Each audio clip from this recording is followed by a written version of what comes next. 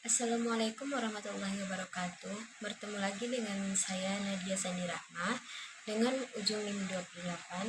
Di sini saya akan menyampaikan mengenai tafsiran Quran surat Al-A'raf ayat 90 sampai 94 dan terjemahannya. Baiklah, mari kita baca sama-sama. Bismillahirrahmanirrahim. وقال الملأ الذين كفروا من قومه لئن اتبعتم شعيبا إنكم إذا لخاسرون فأخذتهم الرجفة فأصبحوا في دارهم جاثمين الذين كذبوا شعيبا كأن لم يغنوا فيها الذين كذبوا شعيبا كانوا هم الخاسرين فتولى عنهم وقال يا قوم لقد أبلغتكم رسالات ربي ونصحت لكم فكيف أسى على قوم كافرين وما أرسلنا في قرية من نبي إلا أخذنا أهلها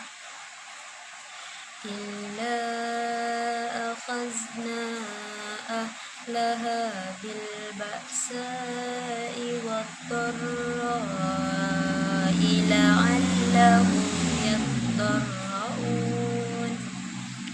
Terjemahannya, para pemuka orang-orang kufur dari kaumnya berkata kepada sesamanya, "Sungguh, jika kamu mengikuti Syuaib, niscaya kamu benar-benar menjadi orang-orang yang rugi."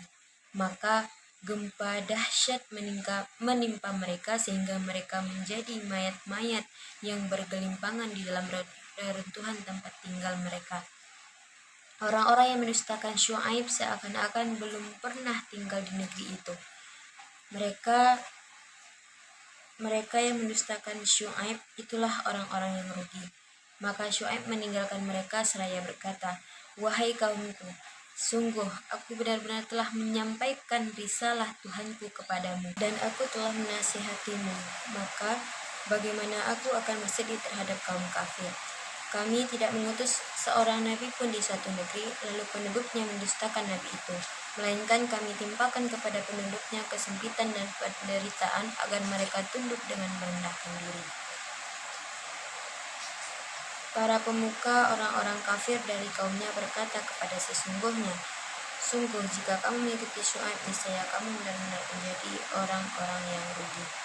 Jadi mufradatnya atau arti perkataannya bisa dilihat dari tayangan yang telah saya tayangkan ini, agar Anda lebih memahami mengenai materi tentang tafsiran Quran surat Al-A'raf ayat 90 sampai 94.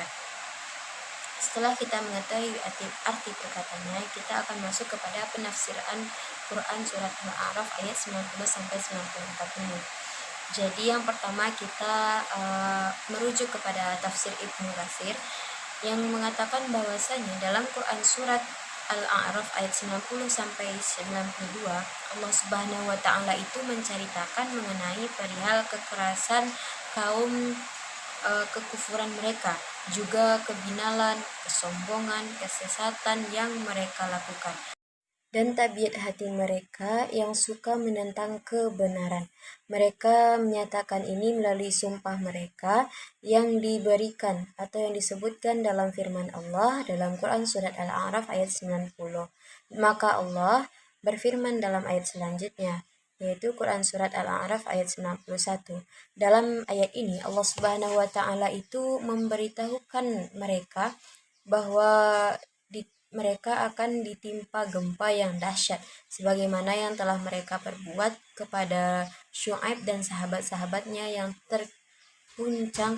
terguncang oleh ancaman mereka yang hendak mengusirnya. Dalam Quran Surat Al-A'raf ayat 93, Syuaib itu berpaling meninggalkan mereka setelah mereka tertimpa azab, pembalasan, dan siksanya. Kemudian Allah Subhanahu wa Ta'ala berfirman, mengancam dan mengejek mereka seperti yang dilakukan oleh firman-Nya, yaitu dalam firman Allah Quran Surat Al-A'raf ayat 93.